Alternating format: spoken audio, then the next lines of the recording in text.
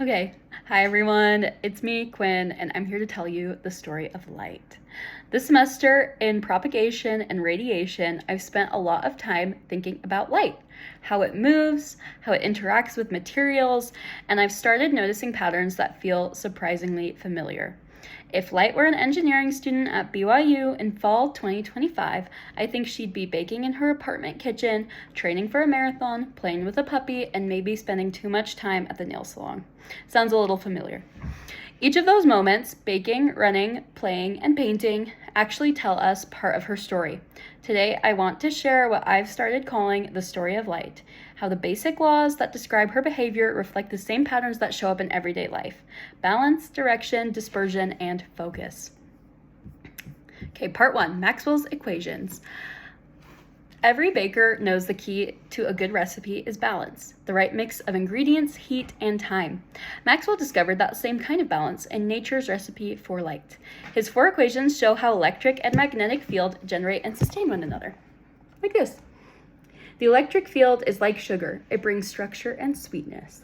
The magnetic field is like flour. It gives structure and stability. When one changes, it stirs up the other, like mixing ingredients in a bowl. The curl terms are the spoon itself, showing how motion in one field produces motion in the other. When the proportions are just right, they create light, oscillating electric and magnetic fields that sustain each other as they travel through space. It's balance made visible. Okay, part 2, wave vectors. If Maxwell's equations give us the ingredients, the wave vector tells us how light moves. It's like her marathon route, showing both her direction and her pace. The direction of the k-vector points where the wave is headed. Its magnitude depends on wavelength. When light enters a new material, a different terrain, her stride changes. A high refractive index is like strong headwind. It slows her down and shortens her wavelength. As you can see here, this describes Snell's law. And Snell's law tells us how sharply she turns when she crosses into a new medium, like rounding a corner on the course without breaking stride. Even as conditions shift, light keeps moving forward, steady and adaptable. Okay, part 3, diffraction gratings.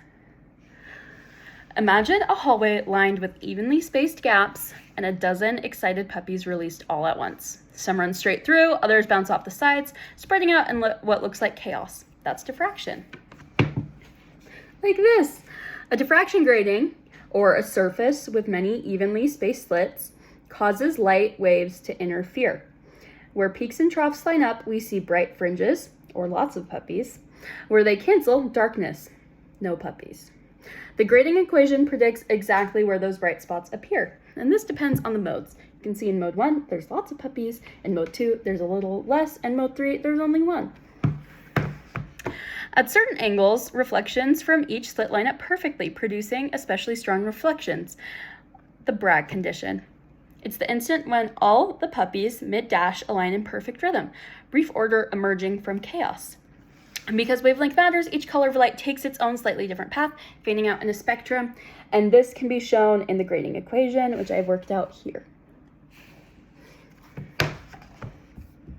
Okay, part 4, polarizers.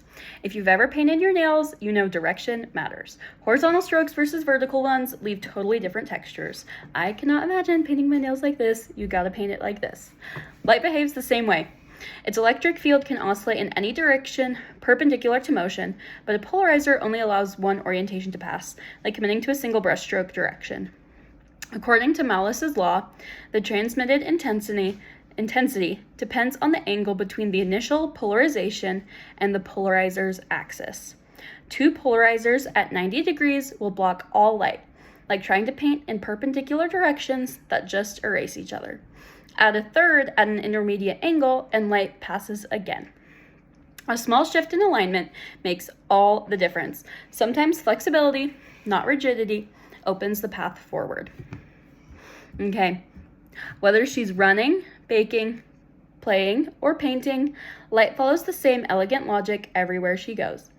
Maxwell's equations give her structure, wave vectors set her path, Gratings spread her into color, and polarizers give her direction and style. The story of light is really the story of patterns, how energy moves, transforms, and brings order to everything it touches. Science gives us the equations, life gives us the metaphors that make them come alive. Thank you.